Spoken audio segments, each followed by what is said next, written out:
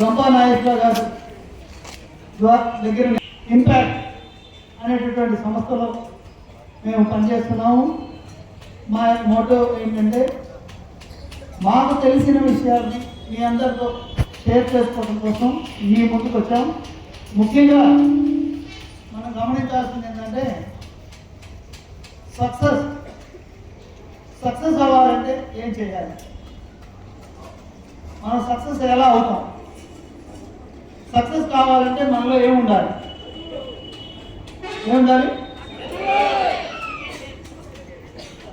చదువు కంటే ముందు కూడా మనిషిలో మనలో ఏముండాలి, డిసిప్లిన్. సక్సెస్ కావాలంటే ఏం కావాలి? మరి రోజు మనం ఉదయాన్నే లెగవగానే ఏం చేస్తాం? వ్యాయామం చేస్తాం. ఇంకా అమ్మా వెరీ గుడ్. ఈ అబ్బాయి ఎవరు? బ్రష్ చేస్తాం. ప్రతి ఒక్కరూ కూడా 6 మాసాలు నిండిన దగ్గర నుండి మనము ప్రతిరోజు బ్రష్ చేయడం అనేది ఈ రోజు వరకు కాదు, మన జీవితం అంతం అయ్యే రోజు వరకు కూడా మనం బ్రష్ చేస్తాం. అవునా? ఇదందరూ యాక్సెప్ట్ చేస్తున్నారా? Very good. మనం ఈరోజు మన ఈ సంస్థలో మనం ఏం చేయడానికి వచ్చాం? ఏం చదువుకున్నాం అనుకుంటున్నారు? మంచి విషయాలని చదువు ద్వారా సంస్కారవంతముగా నేర్చుకొని మన ప్రజాస్వామ్యంలో మనం ఉన్నతమైనటువంటి అభివృద్ధికి వెళ్ళాలి అంటే స్కూల్లో ఉన్నటువంటి మన గురువులైనటువంటి హెడ్ మాస్టర్ దగ్గర నుంచి అలానే ఈ ఆర్గనైజేషన్ ఎంతో కష్టపడి మీ అందరి కోసం మంచి స్కూల్ బిల్డింగ్స్, అలానే మంచిగా గ్రౌండ్, తర్వాత మీకు ప్లే గేమ్స్ ఆడుకోవడానికి కావాల్సినటువంటి వసతులు, వనరులు వీటన్నిటిని సమకూరుస్తున్నటువంటి యాజమాన్యానికి ఒక్కసారి ఏం చేయాలి మీరు? Very good.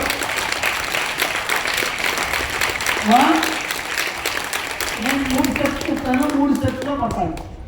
3 డేస్ కొట్టాలి. 2 1 1 2 3. Very good. అందరూ కూడా మంచి యాక్టివ్గా ఉన్నారు. మీరు సమయం చాలా తక్కువ ఉంది, మనం ఎగ్జామ్స్కి చాలా దగ్గరలో ఉన్నాం. మనలో ఏం కావాలి?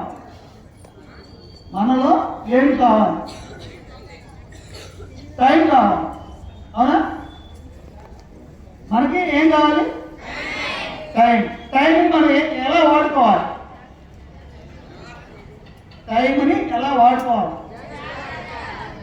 జాగ్రత్తగా వాడుకోవాలి.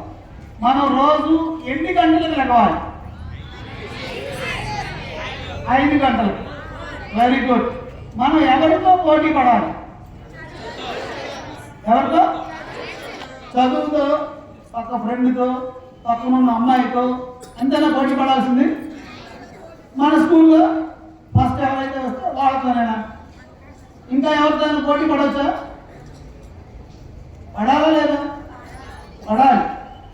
మనం ఇంకా మన ముందు మనం మర్చిపోతున్నాము, సమయం చాలా విలువైనటువంటిది అనే ఒక విషయాన్ని తెలుసుకోవడానికి మనం ఎవరితో పోటీ పడాలి? సూర్య భగవానుడితో పోటీ పడాలి. అవునా? మనము మన ముందున్నటువంటి వ్యక్తులు అభివృద్ధి చెందుతున్నారు అంటే వాళ్ళు టైంని ఎలా వాడుకుంటున్నారు అనేది, మన క్లాస్లో ఒకరు ఫస్ట్ వస్తున్నారు అంటే వాళ్ళు ఎంత టైంని దానికి పెట్టుబడిగా పెడుతున్నారు, ఆ టైంని ఎలా వాడుకుంటున్నారు, టైంని ఎలా వేస్ట్ చేస్తున్నారు, టైంని మనం ఎలా ఉపయోగించుకోలేకపోతున్నాం, ఇది తెలుసుకోవాలి. ఇందులో ఏంటంటే ముఖ్యమైనటువంటి 3 విషయాలు: టైమింగ్, టైం మేనేజ్.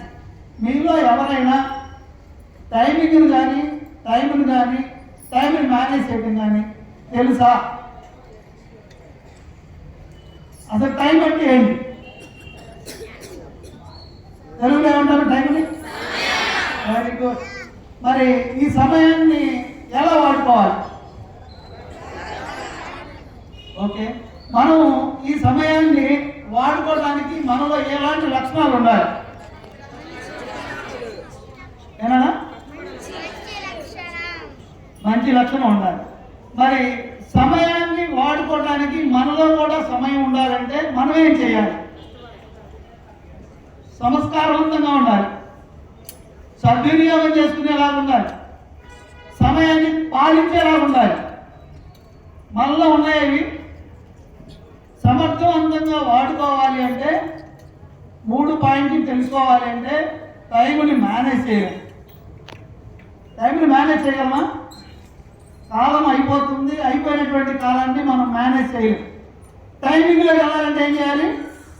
మనం సమయాన్ని కరెక్ట్గా పరిపాలన చేసే విధంగా మనం ఉన్న 24 గంటలని ప్రతి 8 గంటలుగా డివైడ్ చేసి 3 8లుగా మార్చి ఆ 3 8లలో నుంచి ఒక 8 గంటలు ఎలా వాడుకోవాలి?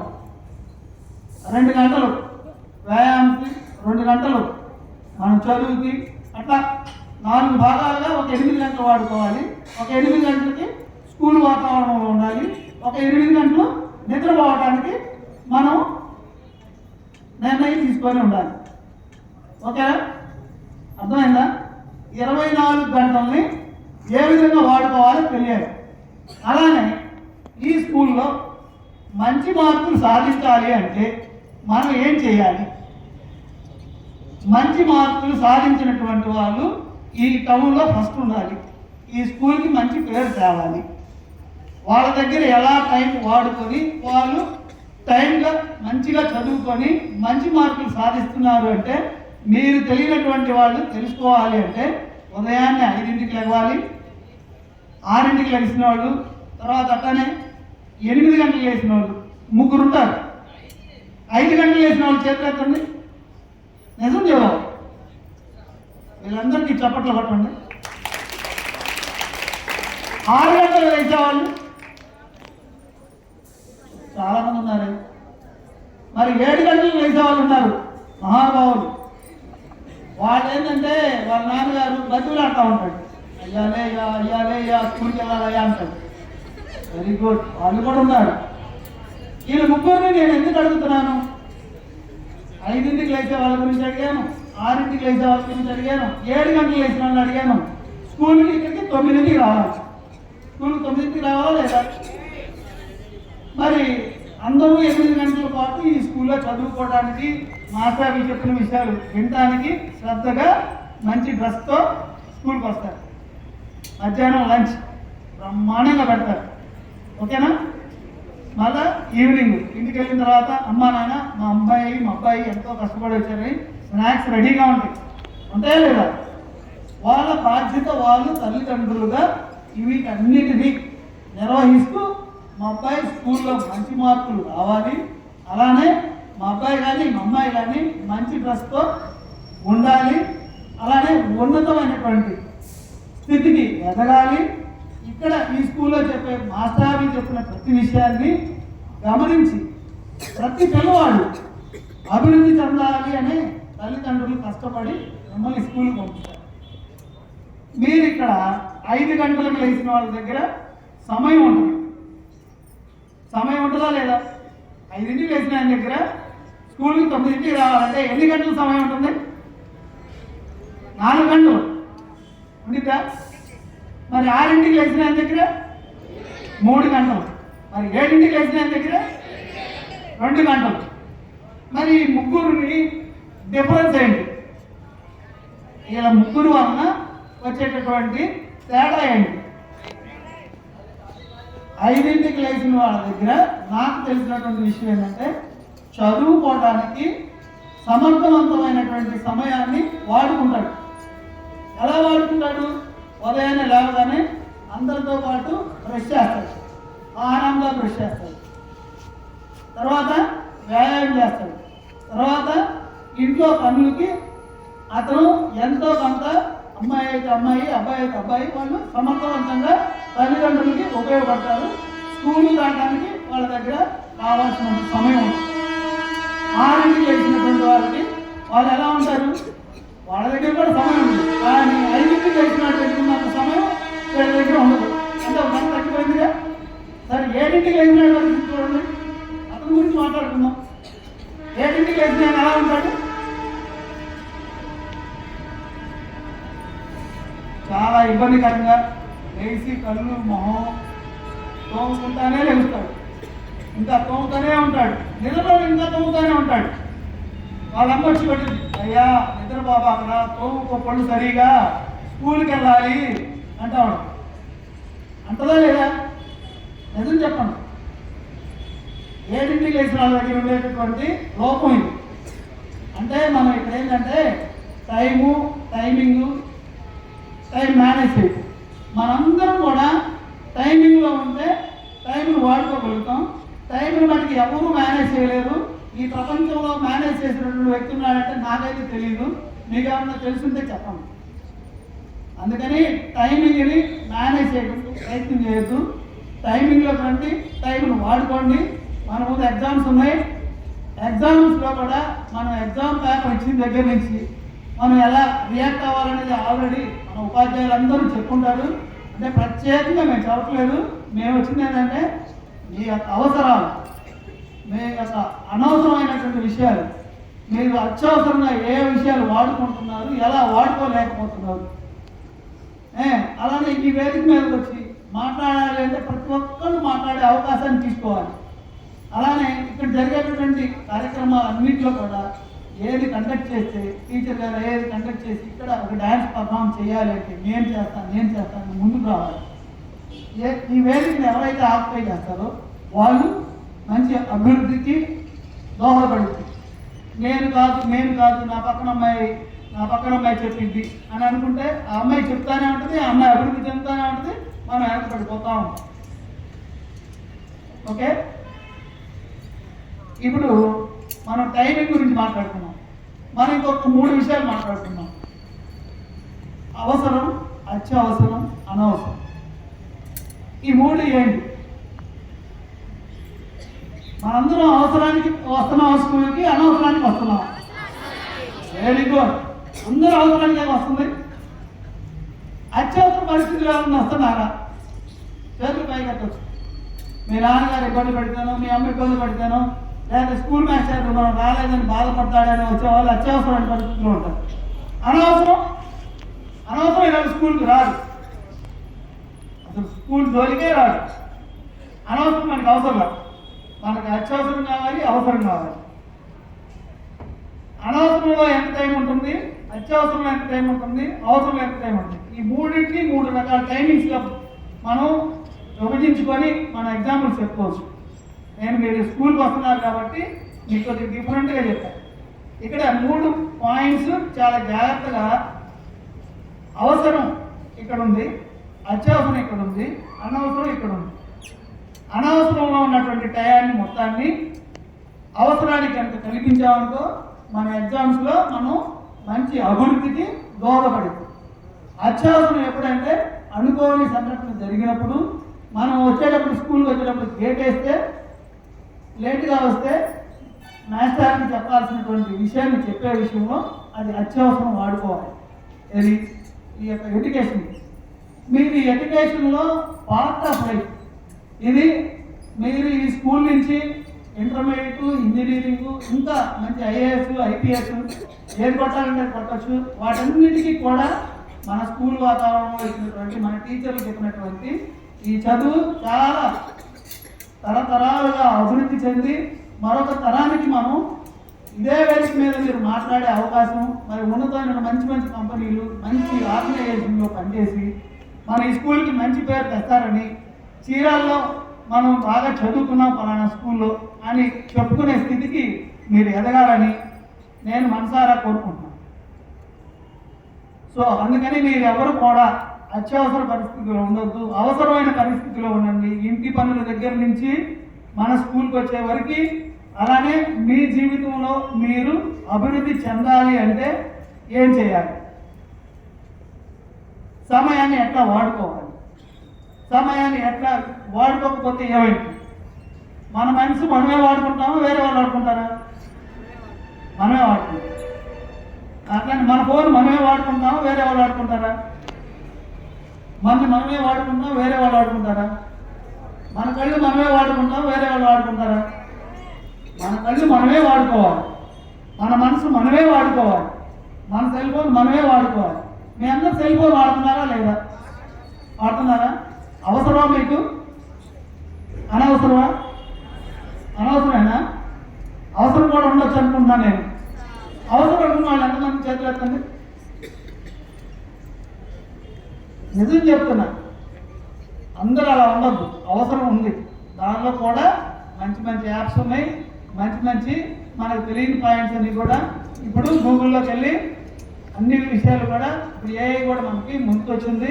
చాలా విషయాలు సెల్ ఫోను వాడుతున్నారు, అబద్ధం చెప్పదు. కానీ మనకి ఇప్పుడు సెల్ ఫోన్తో పని లేదు. వీలైనంత వరకు ఎగ్జామ్స్ అయిపోయే వరకు సెల్ ఫోన్ వాడదు. ఓకేనా? మీ సమయాన్ని మీరు వాడుకోండి. మీ సమయాన్ని మీరు వాడుకోకపోతే ఏమైతే ఎదుటివాడు వాడుకుంటాడు. ఎదుటివాడు వాడుకుంటే ఏమైతే వాడు అభివృద్ధి జరుగుతాడు. మనం ఏమవుతాం? అభివృద్ధిలో నుంచి వెనకబడిపోతాం. అందుకని మన అవసరాలను మనం వాడుకోండి, మన కళ్ళని మనం వాడుకోండి, మన మైండ్ని మనం వాడుకోండి. మనం వాడుకోకపోతే ఎదుటివాడు వాడేసుకుంటాడు. అవునా? మరి స్కూల్ వాతావరణంలో మనందరం కూడా పక్కన ఫ్రెండ్స్ కానీ మన ముందున్నటువంటి వ్యక్తులు కానీ మరి ఎంతోమంది మనతో చాలా ఆప్యాయతగా ఉంటారు. మీరు కూడా అంతటి ఆప్యాయత కంటే ఎక్కువ ఆప్యాయత చూపించాలంటే మీలో ఏం కావాలి? డిసిప్లిన్ కావాలి. డిసిప్లిన్ కావాలంటే ఏం చేయాలి? సమయం. అంటే మనలో డిసిప్లిన్ పెరగాలంటే సమయం మీద మనం పెట్టుబడి పెట్టాలి. అప్పుడే మనకి ఈ సమయం మీద ఒక పట్టుదల వస్తుంది. ఓకేనా? మరి ఒక పేద తండ్రి, చిన్న కథ చెప్తున్నా మీకు. ఒక పేద తండ్రి తన పిల్లవాడిని చదివించడానికి మనలాంటి స్కూల్లో చేర్చాడు. ఆయన ఏమడిగాడంటే వాళ్ళ అమ్మాయి అయినా అబ్బాయి అయినా, నీవు స్కూల్ ఫస్ట్ వస్తే మీకేం కావాలంటే అది కొని పెడతా ఉన్నా. మీరు అయితే మీ పేరెంట్స్ ఏం కొని పెడతారు చెప్పండి? చెప్పాలి. బైక్ కొని పెడతారు. ఇంకా ఇంకా